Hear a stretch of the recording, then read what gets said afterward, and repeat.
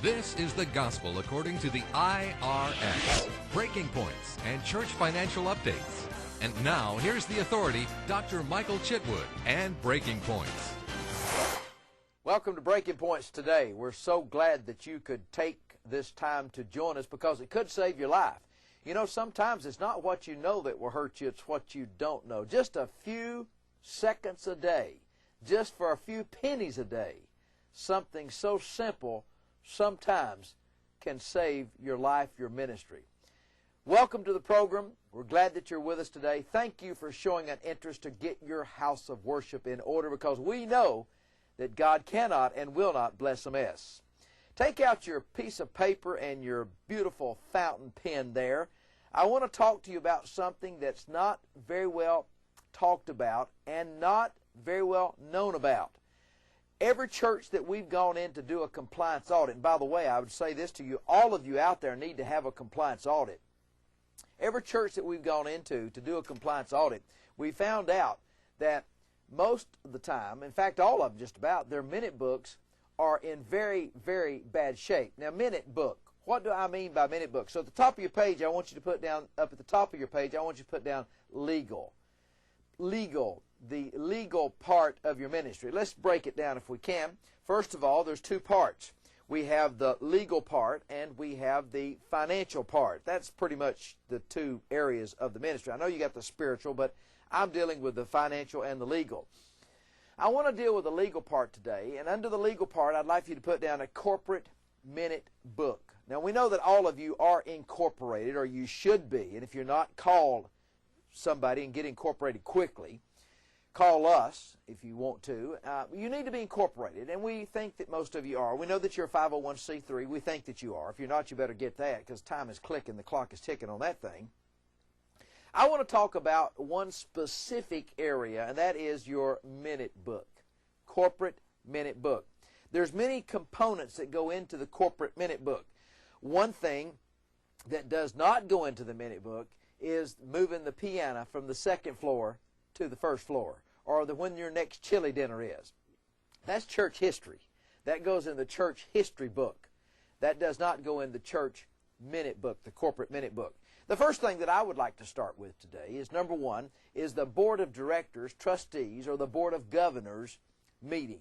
You have to have an annual, put this down, number one, you have to have an annual Board of Directors, or Trustees, or Board of Governors. Let me give you some definitions there. Board of Trustees, Board of Governors, Board of Trustees, Board of Governors, and Board of Directors. They all mean the same thing. Just different churches call their board different things.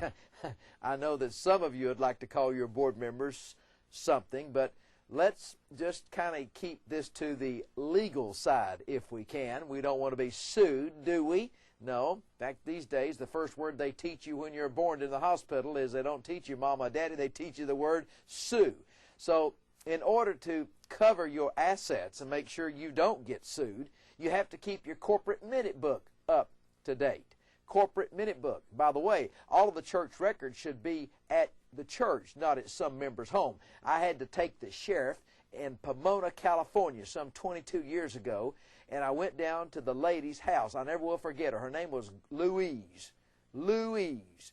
Boy, she was a mean lady. Now, not all Louises are mean. I don't mean to say that, but this was a mean board of directors. She took all the records and wouldn't give them to us. So I just went down to the sheriff's department. I was doing a compliance audit, and I asked the sheriff, I said, look, here, I filled out the paperwork, went down there, and guess what she did? She turned over all of my church records to the sheriff. So all the church records belong at the church. One key component to that is the corporate minute book, and in that is the Board of Directors, Trustees, Elders, Deacons meeting. We know that you have to have that meeting every year, and by the way, it needs to be odd man board, 3, 5, 7, or 9. You don't ever want an even man board because you'd never get a majority vote, would you? By the way, I might give you this. The IRS says that the pastor is the final responsible party for all the church's assets. We believe that the pastor should be the president and the chairman of the board of the corporation.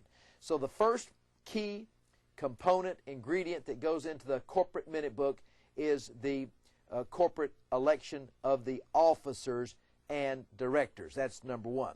Number two is the most important thing I've found these days is this resolution for indemnification. Resolution for indemnification. The Board of Directors, Elders, Trustees. Now listen carefully to this. Upon notice and motion being duly seconded and unanimously adopted, it is resolved that the following article has been adopted to the bylaws and to the minutes. The corporation shall indemnify any person who was or is a party or is threatened to be made a party to any pending or completed action, suit, or proceeding, whether civil, criminal, administrative, or investigative. Ladies and gentlemen, it goes on to tell you much more about that. And by the way, this is in the Reference National Manual, Clergy, Tax, and Law National Manual, page 187. If you have that, pull that out. I want you to get that put in place. Here's why. If you have a board member and the board member votes for something, the board votes for something, and then later the board is sued, the board would have to pay an attorney to represent them on that individual basis. If you have this here, this resolution of indemnification will indemnify the board, where that the church will cover their outside, out-of-pocket attorney fees and any expenses that they incur. One of the most important things in your corporate minute book is to have this resolution of indemnification. It will help you. Listen to this.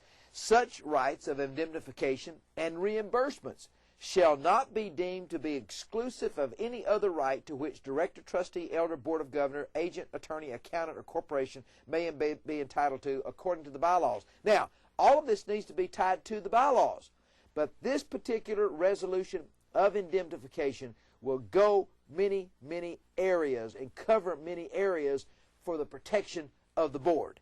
This is Michael Chitwood, and tomorrow we will continue with your corporate minute book, so be sure that you stay tuned and join us tomorrow on Breaking Points.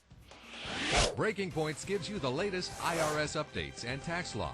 Pastor, if the IRS came to your church today, what would you say? If you really want your house of worship in order, call 1-800-345-9117.